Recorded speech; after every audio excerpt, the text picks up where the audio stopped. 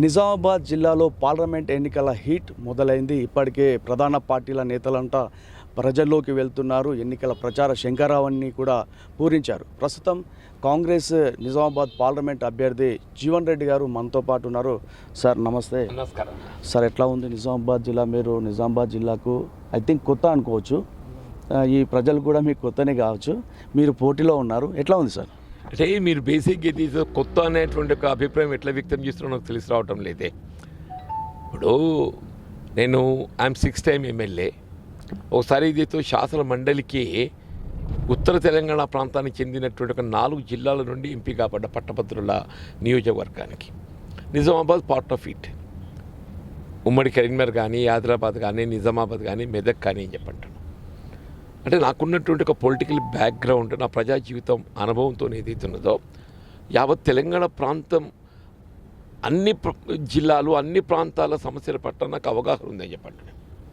ముఖ్యంగా నిజామాబాద్ పార్లమెంట్ నియోజకవర్గానికి వచ్చేవరకల్లా ఈ నియోజకవర్గాల పునర్విభజనతోని Jagtial and Korutla which were earlier in Karimnagar parliamentary constituency అవి నిజామాబాద్ పార్లమెంట్కి వచ్చేసినాయి.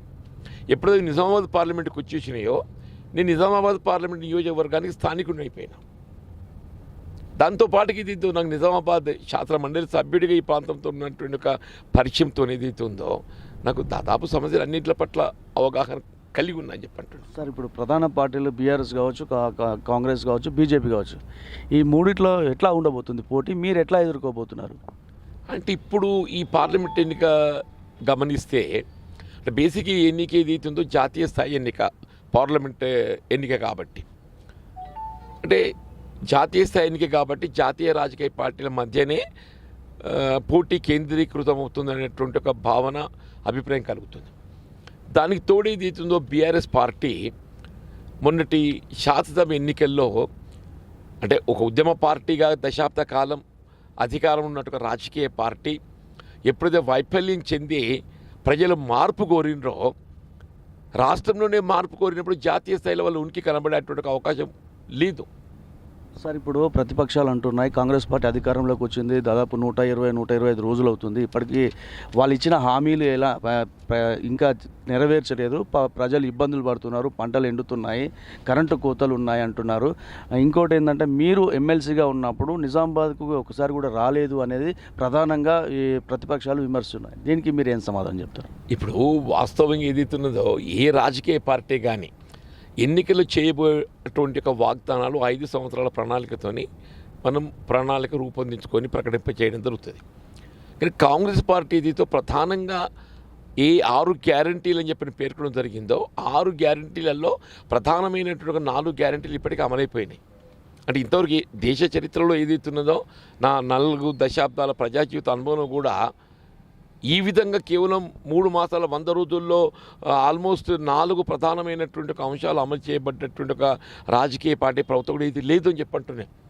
ఇలా మహిళలకు సంబంధించినటువంటి ఒక ఉచిత రవాణా సౌకర్యమే కానివ్వండి, అట్లా ఏదైతుందో ఇవాళ 0 పవర్ సప్లై 200 యూనిట్ల వరకు ఏదైతుందో గృహ అవసరాలకు ఉచిత విద్యుత్ సరఫరా కానివ్వండి, 500 రూపాయలకి ఏదైతుందో మహిళలకు, ఆడబిడ్డలకు వంట చెరుకు ప్రత్యామ్నాయంగా సిలిండర్ బుడ్డి సౌకర్యం కానివ్వండి, ఇలా గత దశాబ్ద కాలం నుండి గృహ నిర్మాణ కార్యక్రమం నిర్లక్ష్యం చేయబడితే ఇవాళ ఏదైతే ప్రతి నియోజకవర్గంలో 3500 ఇండ్లు నిర్మాణం చేపట్టబడే విధంగా ఏదైతున్నదో కార్యక్రమం రూపొందించి ఇవాళ సెలక్షన్ ప్రాసెస్ ఆరంభింప చేయడమే కానివ్వండి, ముఖ్యంగా యూత్కు సంబంధించినటువంటి ఒక నిరుద్యోగ యువత ఉద్యోగ అవకాశాలకు సంబంధించి అని చెప్పంటున్నా.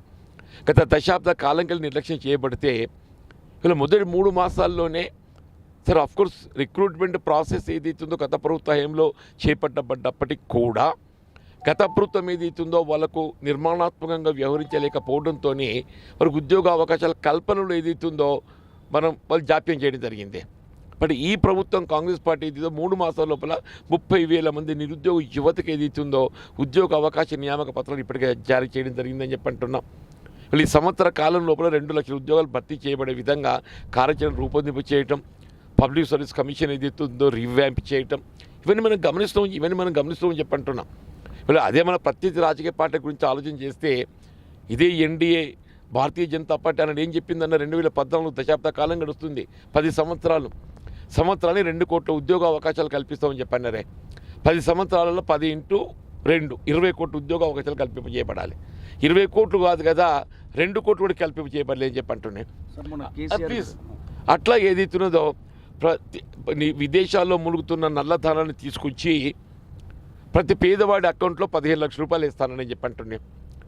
అసలు విదేశాల్లో మునుగుతున్న నల్లధనాన్ని తేవడం కాదు, ఆ పెద్ద నోట్ల రద్దుతోనేది సామాన్య ప్రజానికి చిన్న భిన్నమైపోయిందని చెప్పంటున్నాను నేను.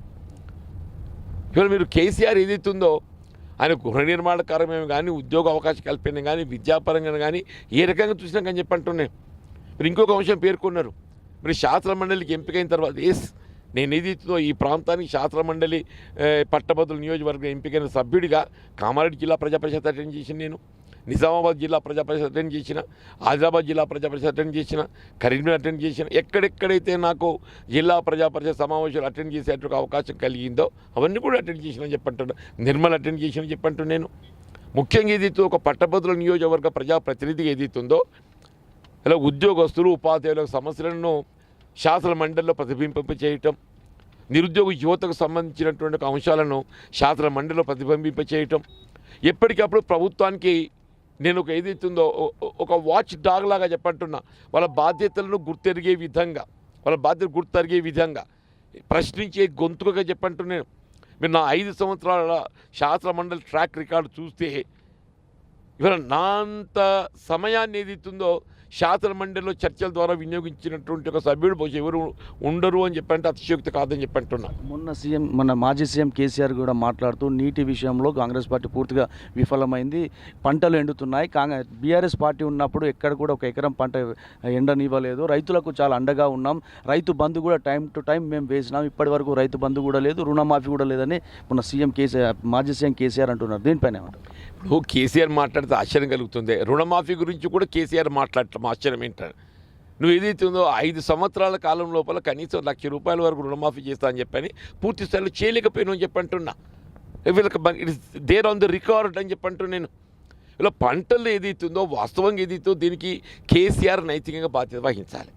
మనం సాధారణంగా రబ్బీకి సంబంధించి మనం ఈశాన్య ఋతుపవనాలు కూడా మనకు తోడ్పవుతాయి. ఈశాన్య ఋతుపవనాలు ఏదైతే ఈసారి కనుమరుగైపోయినాయి.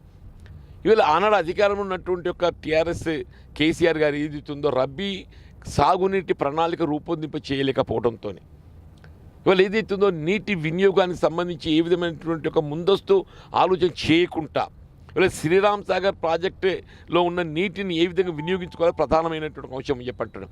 నువ్వు మేడిగడ్డ కాళేశ్వరం ఏదైతున్నదో నీకు నవంబర్లో కొలాప్స్ అయిపోయింది ఉదాహరణ చెప్పంటున్నాం. నీకు అక్టోబర్ ఆరంభంలో ఏదైతుందో నీకు మేడిగడ్డ ఎల్లంపల్లికి వెళ్ళి మిడ్డిమానకు నీటిని తరలించుకునే అవకాశం ఉండే, దాన్ని వినియోగించుకోకుండా ఎస్ఆర్ఎస్పీకి వెళ్ళి శ్రీరామ్ సాగర్ ప్రాజెక్ట్కి వెళ్ళి మిడ్డిమానకు దాదాపు 10 టీఎంసీ నీటిని తరలించిండే. ఎస్ఆర్ఎస్పీలో రబ్బీకి సంబంధించినటువంటి ఒక సాగునీటి వినియోగానికి సంబంధించి ఆ 10 టీఎంసీ నీరు ఇవాళ కొరత ఏర్పడ్డది. ఆ 10 టీఎంసీ నీరు కొరత ఏర్పడ్డప్పటికి కూడా ఏ విధంగా పంటలు తడి ఆరిపోకుండా పంటలను ఏ విధంగా మనం కాపాడుకోవాలనే విధంగా ఏదైతుందో నిర్మాణాత్మకంగా నీటి విడుదల షెడ్యూల్ తయారు చేసుకొని పంటలు కాపాడుకుంటూ దొరుకుతుందని చెప్పి అంటున్నాం.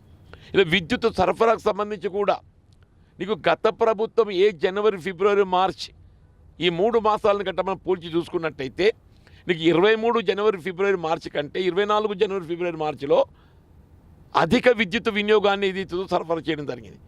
దీన్ని బట్టి తెలుస్తుంది ఇలా విద్యుత్ సరఫరాలో ఏదైతుందో గత ప్రభుత్వం కంటే నాణ్యమైనట్టుగా విద్యుత్ సరఫరా పూర్తి స్థాయిలో విద్యుత్ సరఫరా చేసింది ఈ ప్రభుత్వం అని చెప్పి చెప్పక తప్పదని చెప్పంటారు. సార్ మీరు ఇంత సీనియర్ లీడరు, 5 సార్లు ఎమ్మెల్యేగా చేశారు, ఎమ్మెల్సీగా చేశారు, ఇప్పుడు పార్లమెంట్కు కూడా కంటెస్ట్ చేయబోతున్నారు.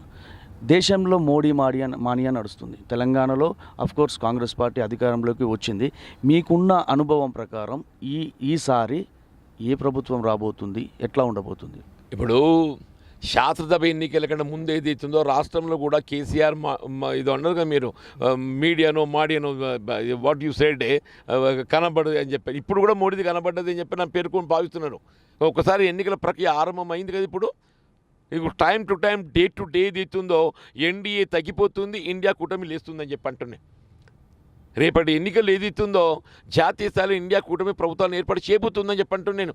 ఇలా మోడీ గారు ఏదైతే మీరు 10 సంవత్సరాలు పాలన చేసిండ్రా 2014 నుండి 23 వరకు అని చెప్పంటున్నాను.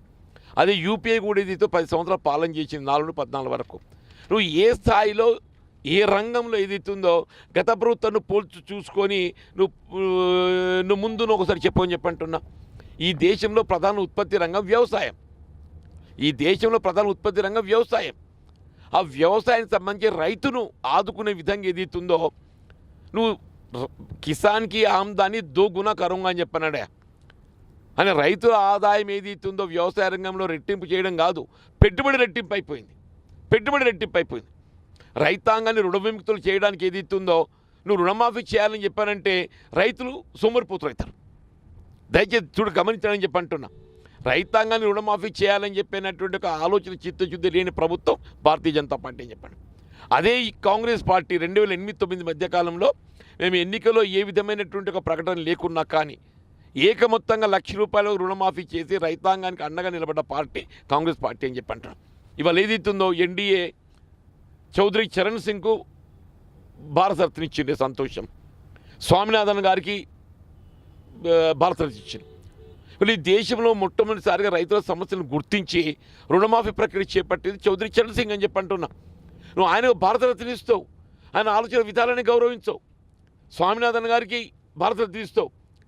ఇలా కనీస వ్యవసాయ ఉత్పత్తులకు మద్దతు ఏదైతే కేంద్రంతో ప్రకటింపజేస్తుందో దానికి చట్టబద్ధత కావాలి. మినిమం సపోర్ట్ ప్రైస్కు చట్టబద్ధత కావాలి. ఇవాళ దేశంలో ఏదైతుందో రాజకీయాలకు అతీతంగా సంయుక్త కిసాన్ మోర్చా దేశ రాజధాని ఢిల్లీ సరిహద్దులు ఏదైతుందో సంవత్సరాల తరబడి ఉద్యమం చేస్తున్నాయి. ఏమని? వీళ్ళ కనీస మద్దతు ధరకు చట్టబద్ధత కావాలని చెప్పని. కనీసం అది కూడా నువ్వు ఏ విధమైనటువంటి ఒక కార్యరూపాన్ని ప్రకటింప చేయలేకపోతున్నావు. అసలు బేసిక్ ఏదైతుందో మోడీ గారికి అంటే భారతీయ జనతా పార్టీకి అటు నిరుద్యోగ యువతే కానీ ఇటు వ్యవసాయ రంగంపై ఆధారపడే రైతాంగం రైతు కూలీలు కానీ ఓటు అడిగేటువంటి నైతిక హక్కు లేదు అని చెప్పంటున్నాను. సార్, ఇప్పుడు రాహుల్ గాంధీని ప్రధానిగా చూడవచ్చా? చివరిగా మీరు నిజామాబాద్ జిల్లా ప్రజలకు ఇచ్చే సందేశం ఏంటి? నేను డెఫినెట్లీ అని చెప్తున్నాను. ముఖ్యంగా ప్రధానంగా వ్యవసాయ రంగంపై దృష్టి కేంద్రీకరిస్తేనే రైతాంగానికి అండగా నిలబడే విధంగా ఏదైతుందో వ్యవసాయ రంగంలో సమస్యలకు అన్నింటికీ పరిష్కారం చూపెట్టబడే విధంగా సాగునీటి సౌకర్యాలు మెరుగుపరచడమే కానీ వ్యవసాయ ఉత్పత్తులకు కనీస మద్దతు కల్పింప చేయటం లోపల రైతాంగానికి అండగా నిలబడటమే కానీ ఇవి ప్రధానమైన అంశాలని చెప్పంటున్నా. రుణమాఫీ ప్రక్రియ ఏదైతుందో వీళ్ళ జాతీయ స్థాయిలో అమలు చేయబడే విధంగా రేపు ఇండియా కూటమి అధికారానికి వస్తే అమలు చేయబడడం ఒక అంశం అయితే, రాష్ట్ర స్థాయిలో అధికారంలో కాంగ్రెస్ పార్టీ ఇలా రైతాంగం చెల్లించవలసిన రుణాలు అప్పులు ఏదైతుందో రైతు చెల్లించవలసిన అవసరం లేకుండా ఆ అప్పులన్నీ ఏదైతే ప్రభుత్వమే బదలాయింపు చేసుకొని రేపు ఖరీఫ్లో నుండి ఏదైతుందో ఇవాళ రైతాంగం నూతనంగా రుణ సౌకర్యం కల్పింప చేయడం కాంగ్రెస్ పార్టీకి లక్ష్యంగా ఎంచుకోవడం చెప్పంటున్నాం. అలాగే నిరుద్యోగ యువతకు ఉద్యోగ అవకాశాల కల్పనలో ఏదైతుందో వీళ్ళ ప్రధానంగా వారికి అండగా నిలబడే విధంగా అని చెప్పంటున్నాం. వీళ్ళ విద్యార్థులకు ఏదైతుందో విద్యా అవకాశాలు పెంపొందించబడే విధంగా అని చెప్పంటున్నాం.